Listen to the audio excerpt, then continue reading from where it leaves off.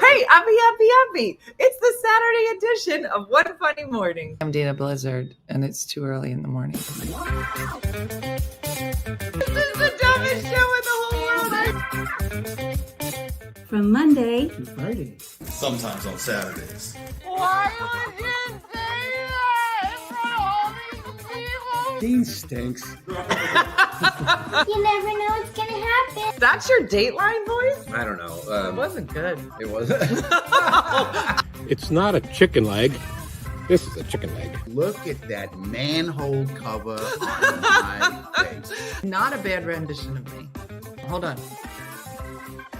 It's such a small town. So if you're walking, people just be like, "Do you want to ride?" It's like they don't need Uber. They what? just have. What? They just pull over. They give you a honk, and they're like, "We know your brother. We'll give you a ride to school or whatever." That's called our small murder town. in New Jersey. What's outside your Puerto Rico? That's Stella! Yeah!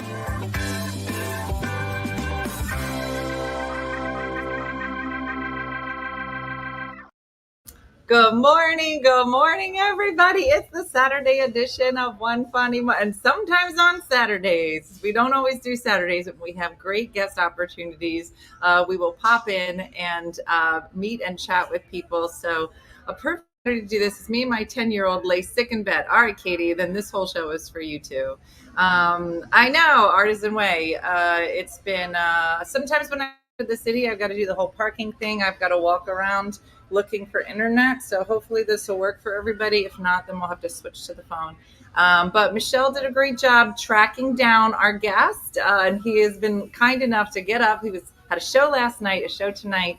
So we're always super excited when people take time to come and chat. I think you're going to love him. Michelle says we're basically the same person. And so prepare yourselves for a nice hour of just getting to know a lovely person and hearing about an amazing career. It's a perfect time. Yeah, let's go. Let me introduce him, give him his proper introduction. Our guest today has had a career in show business spanning over 4 decades as a stand-up comedian, author, actor, writer, and producer. He's performed comedy for 4 U.S. presidents, 4 solo comedy TV specials, won Comedian of the Year at the American Comedy Awards, appeared on Broadway, is an award-winning TV and film producer and best-selling author of a novel and 2 children's books. Craig is a prominent speaker and coach, the founder and creator of Winning with Humor live events, one-on-one coaching training system. He's written, produced, and starred in feature films, Totally Baked and The Love Master, appeared in Parks and Rec, and has guest starred in films and TV productions like Pleasantville, Scream 2, Fuller House, Fresh Prince of Bel-Air. He's also the producer, creator, and host of the Amazon Prime show, The Wolf Pack and Comedy Kitchen. Based on his nonprofit foundation, Laughter Heals, he's spoken all over the world, including his acclaimed TED Talk in Ojai and San Luis Obispo recently. Oh, very nice. We update the resume. We do. And this weekend you can find him at Helium Comedy Club. So please help me welcome to the show, Craig Shoemaker.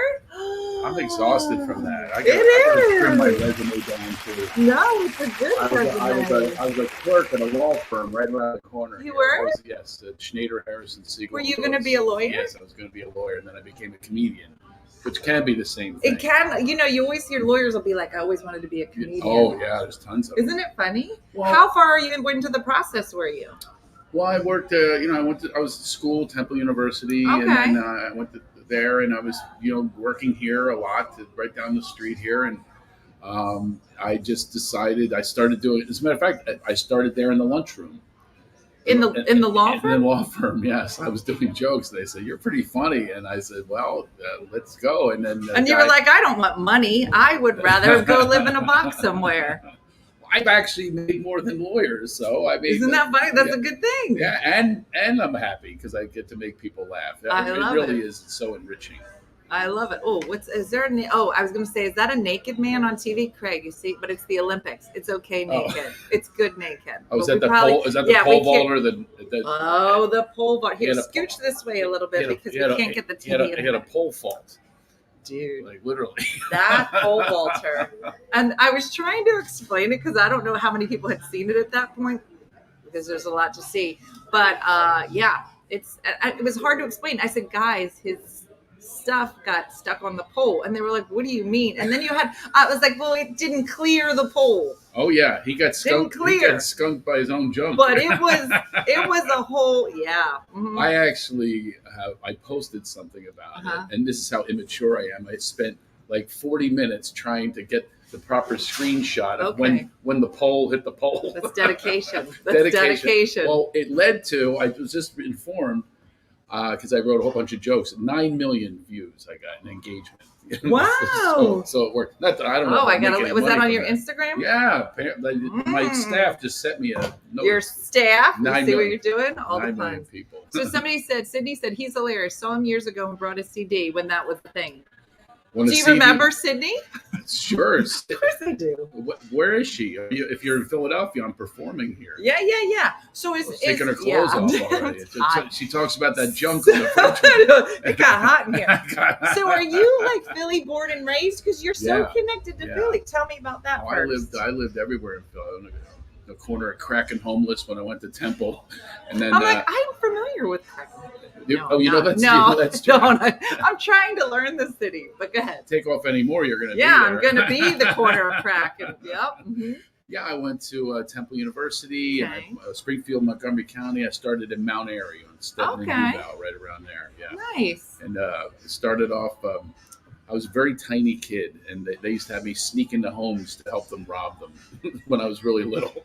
You're joking. No, I'm not joking. How old were you? I was like 7, but I was really tiny. And the pit gang over in the Stenton bowling lanes, they said, listen, kid, break in there. We'll give you $1. There. And I would break in and then unlock the door for them and then run away. That was my start.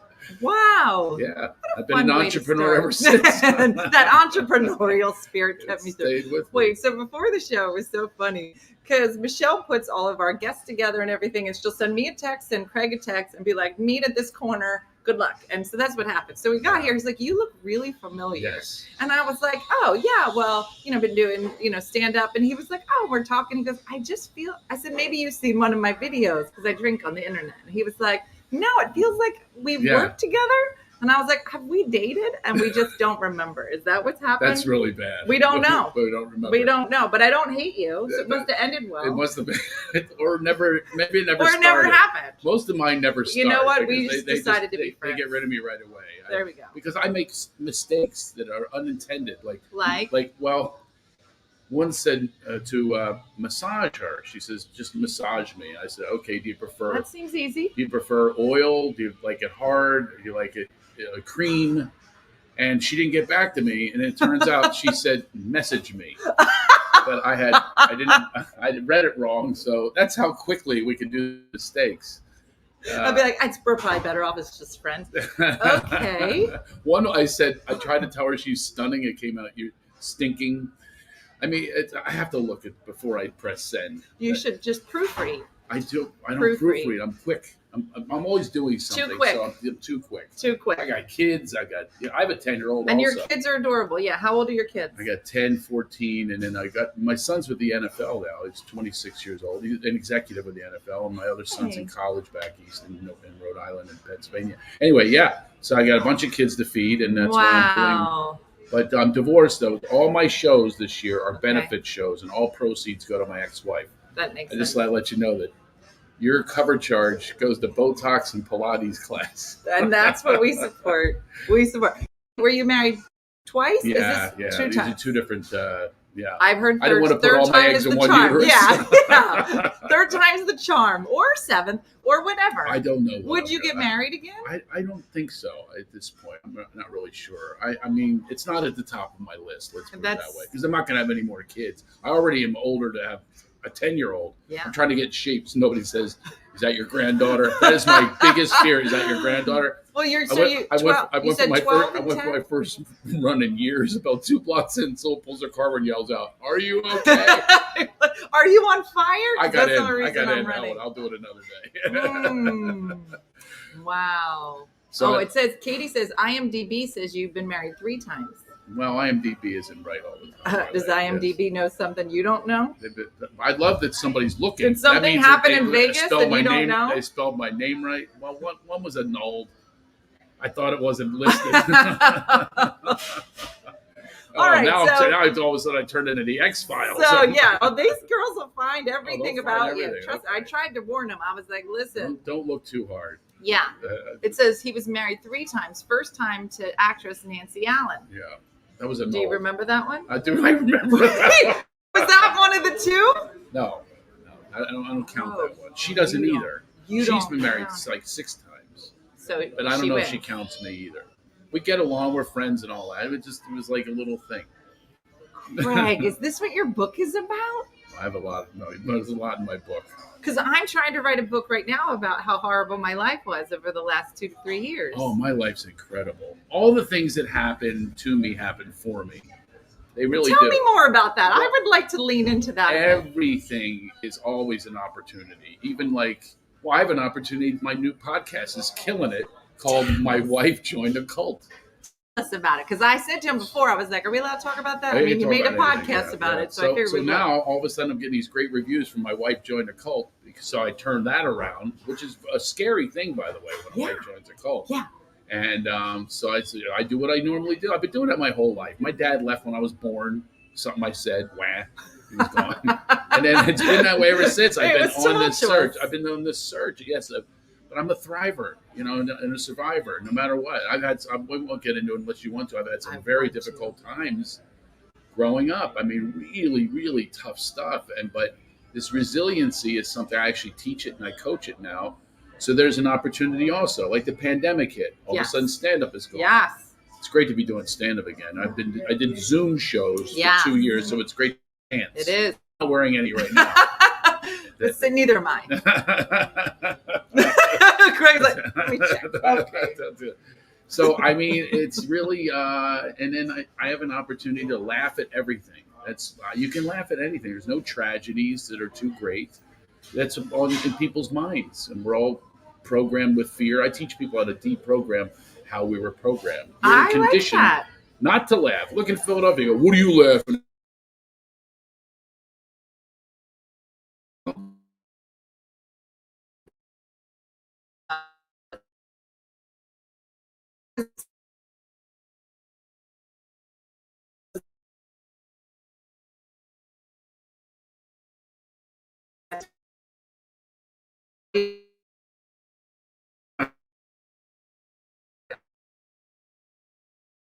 The reason behind your ability to kind of always look for the positive. Well, look at the alternatives. I mean, when I was growing up, I grew up poor. As a matter of fact, I had something. I'm going to tell you a little story. Tell me. No, we love stories. How it all happened. Yeah. I think this happened. So when I was a kid. Hold on 1 second. Because now everybody's saying that we're frozen. Hold on. I don't want to mess the story up because it says you're back. All right, go ahead. Yeah. Okay. So we moved a lot. When I was a kid, I thought the word evict meant move. I thought they were the same word. Here's the eviction truck, Mommy. We pack up and go away again and go to move in with an uncle, an aunt, or whatever it was, because we're very poor. And so we moved into a kind of a wealthier neighborhood in the suburbs of Philadelphia. And I was in 4th grade, and it was really bad. Like, I was beaten up. I was really tiny. I'm big now, but I was tiny.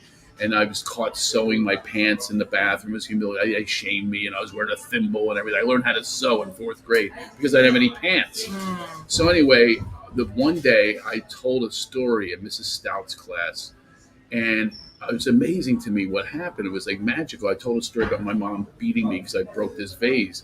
And the more I told the story, the truth, what I found is you tell the truth to people and they're going to respond.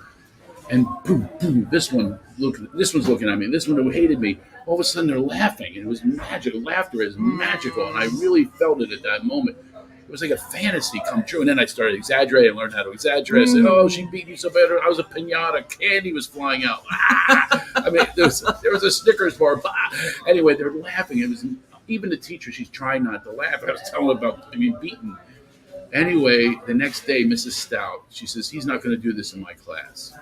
And she tied my hands behind my back, like with blue yarn. She hog-tied me with blue yarn. I swear to you, put me in a supply closet. And she says, you will think about this. You will never do this in my class. I spent the entire day with my hands bound behind my back. I only got to eat at lunch and thinking about it. And then a voice came inside of me.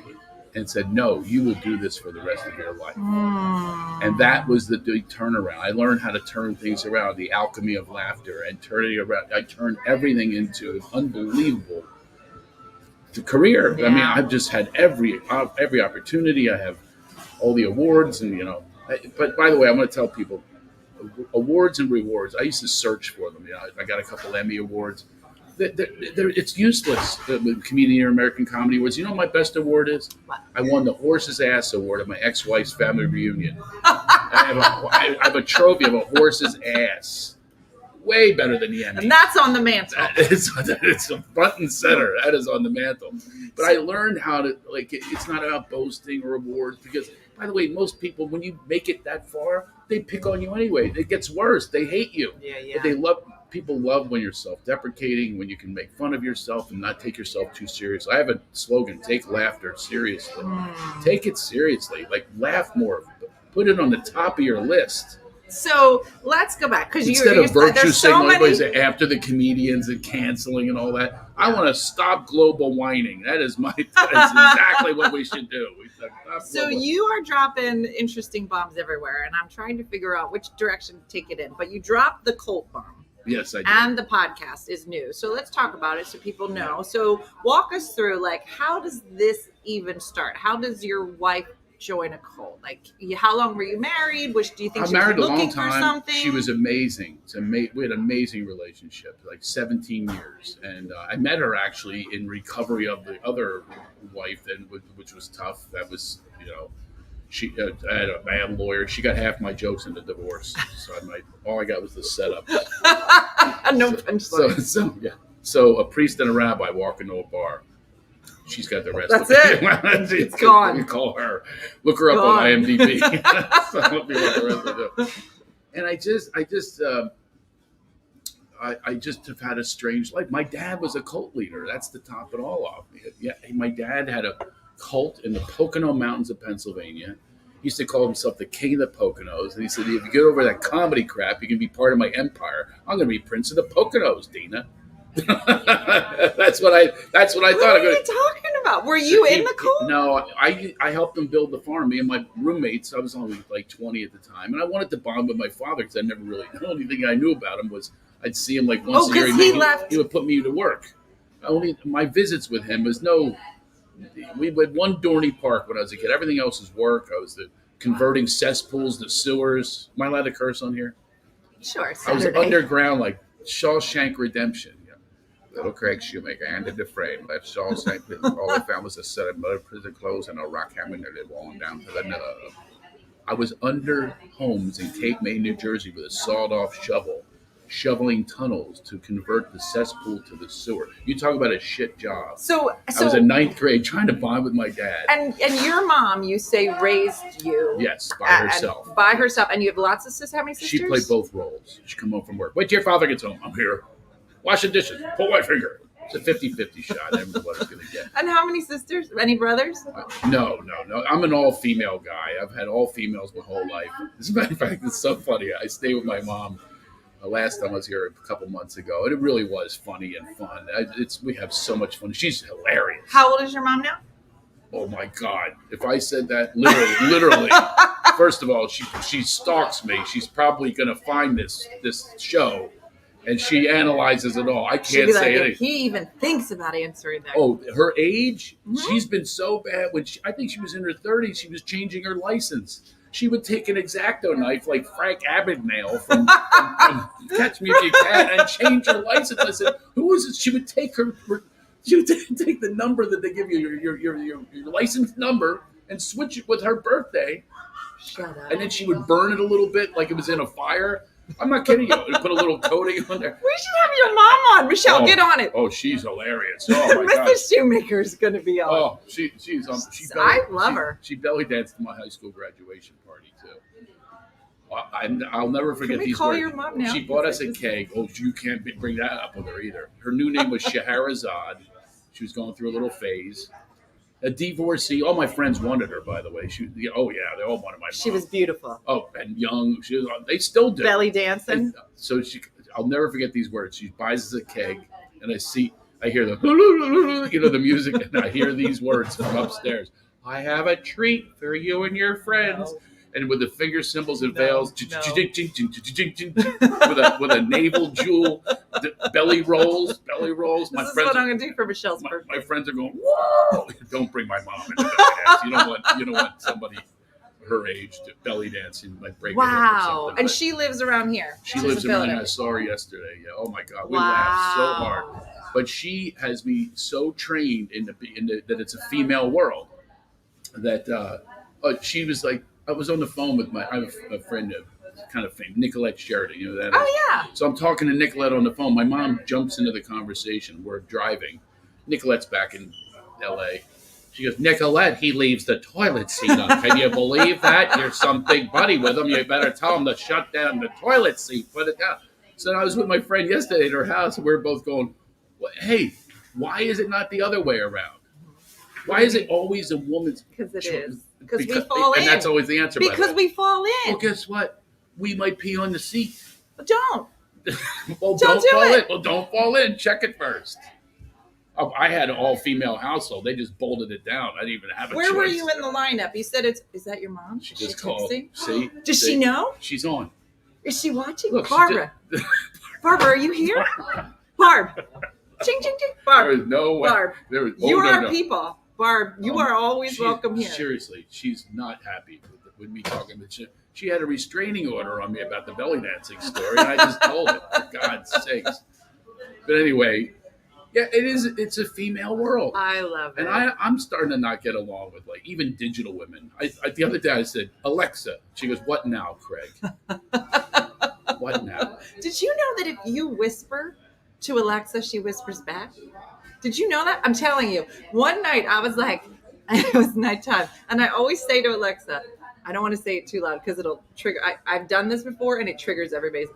I already probably did it, but you say A, A, and then you whisper and you say, play sleepy time music for 1 hour, and then she whispered back. She goes, okay. I was like, what's happening? If you do that in Canada, it still employs. A. A? A. A? A. If your mom calls, please let her on the show. I would love to. We'd My love to mother have you, Barb. is one of the funniest people you've ever heard in your life. I was gonna say, I feel like I know where you get She used your to have a humor segment from. on my radio show called What's Bugging Barb? And she gets bugged by everything. Oh, during masking season, she did not like the masking. Are your sisters funny? Yeah. Well, no, not really. No, not really. That one from apps? No. Well, it's a long story, but yeah, not as funny as could be. Okay. You know what I mean? Okay. It's anyway. Okay. My mom and I talk about that. You know how different my energy is. My people call me Opto. My kids call me Opto for optimistic. I'm optimistic. That's nice. That's- Rosie, he grew up in Philly, not Jersey. Yeah. Yeah, I'm not. No. I used to be called. No one's ever heard this. Tell before. me. No one's ever heard this. I loved Jersey growing up, and we used to go. I go, come on, guys, let's go. My high school friends, they called me the Jersey Giant. The Jersey Giant? They'd go, come on, Jersey Giant, let's go, because I take people to Jersey. I always loved Jersey. Did you ever date a Jersey girl? Because we are a different kind of gal. Oh my God, are you kidding me? That's why I went. I wanted a Jersey girl, and I go to the Club Aljo or whatever, the Wooden Nickel. I go over the bridge. Always took the Tacony because it saved money. Obviously. Saved money. To this day, Dina, I take my kids to the Jersey Shore from LA. Oh yeah, we go cross country. We get a house right on the ocean every year. And, which beach is your favorite? We do different. We do different ones. Ocean City because of the boardwalk. It is nice. So every year the landlord, they always assume that you're just commuting from Philadelphia. And they don't even have linens. You got to rent linens. and everything. Yeah. So I have linens at my place. Just so you know. Oh, okay. Yeah. Well, We provide so that. have you ever been a landlord? Yeah, I am now. I have like an Airbnb down there. Okay, great. Yeah. So then you know what I'm. So they meet you, they greet you, they go, hey, and then with the Philly accent, they're always from Philadelphia. I go, hey, where are you from? And I would go, California. Inevitably, they go, California? What are you doing here? You got no oceans out there in California? Got no oceans? I said, this is my Riviera, pal. Mm-hmm. I love it here. I would not get. I love it. This is the 1 year we did not go. It's the first time Really? in years we didn't. So now, go. how My long kids have you love been it. doing stand-up? since junior year of high school. Ava Tamini's Backyard. That was my debut. Wow. Yeah, I've been doing it a long time, and the highest level all these years. It's great. I don't get recognized though. It's really weird. Well, you got your sunglasses on, trying to be incognito. No, it's because I didn't sleep. All right, so let's get back. So you were married 17 years to the lady after the first wife. Very spiritual person. Very spiritual. When we first met, she goes, "Do you know it's spiritual to fart?" That's what she says to me. I said, "Oh, you're marrying the Dalai Lama. Get on the covers and give you a touch up. You'll be praying all right." We had family game night. We'd play I Spy with My Third Eye. Yeah. Oh, yeah. Whole other world. Home birth. I delivered 2 children. So very in my holistic, house. very And natural. but then she hooked in with a wellness grifter. You know these wellness grifters? They're just all about allegedly wellness, alleged spirituality, and all this stuff. It's all ego. It's just so she hooked in with this woman and ended up following her. What's weird is my dad was a cult leader, and now that if they say you marry your mother, I married my father. They're in different MLMs and multi-level marketings. I think they're in their 7th one together. Her and her guru, and the guru said, "Hey, mamas, get your sovereign freedom. Get out of your golden cage." She called it a golden cage. I'd like to be in a golden cage for like 10 minutes. Wow. Somebody take care of me. I would love it. So I was like taking care of my family, which is what I want to do. I've dreamt about that my whole life. And it worked for a while, but then she hit menopause. That didn't help. You know what menopause means? It means put men on pause. I won't disagree with you. You will get no argument. Listen, all the ladies here know it's not fun. It's not fun. And I do. So how old was she? Around what age was this happening for her? Early 50s. Yeah. Yeah. Listen, there's a lot of transformation, I think, that That's happens right. for women during. But So I got divorced, started the process probably around 48, 49 in the pandemic. And then Pandemic here, too. and then went through when I turned 50. And so I hit menopause, got divorced. All my kids had graduated or moved out. And my dad passed. It was like a whole bunch of stuff, but all at the same We have time. a lot in common. We do. My dad just passed. He did? Yeah, he did. My mom and I spread his ashes last year. Video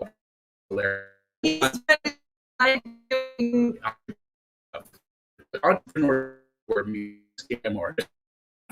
So, I'm like, when I talk about this on stage, but I told you I was in the sewer. I caught a shark. This is good meat. We're in Cape May, New Jersey. This is good meat. Suddenly, he says shark boats is going to be his business. And he finds these boats in a magazine that were in World War II. Landing crafts, those things in Normandy with the doors that open and all the soldiers come out, right? He buys, he goes, I'll get them for $1. You just repair the bullet holes. We'll make shark boats. So next thing you know, I'm with him in Norfolk, Virginia, listening to the Welders at 3 a.m. I couldn't even sleep. He keeps me in a car with some fat guy snoring. And he buys a beach outside of Cape May. It looked like the invasion of Tarawa. He had all these shark boats. What? I swear to God. And then the mules. He had 75 mules in the Poconos, taking people on mule rides. It was called Pocono Adventures on Mules. I mean, he was this is the best, though. I hadn't seen him in years when I was a kid. He says, hey, Barbara, you want your child support check? He never paid child support, ever. He says, invite your big-breasted friends over. He's having a bra party. So and here he is with my Aunt Barbara, Aunt Fran, and Aunt Dottie in the living room smoking a pipe going, come on, Dottie, show how it lifts and separates. This is our 3-class model for the full-figured woman. Come on. Your dad is quite a character. He's All right, we're going to have character, to yeah. switch to no. Facebook because we're getting real glitchy, and I don't want people to miss your stories. So What happens with what happens? Can you ask them for the internet? I did. I'm on their internet, but we don't have a room here, so we don't get the higher internet. But it won't glitch out on the phone. So let me just set this up. So everybody, we're going to switch. My friend is staying here. Maybe we can use his. Maybe. His room. All right. Let me. So we're gonna be back in just a second. Tell your friends. And Michelle, I'll see you on the other side. Goodbye. Wait, hold on. Stay.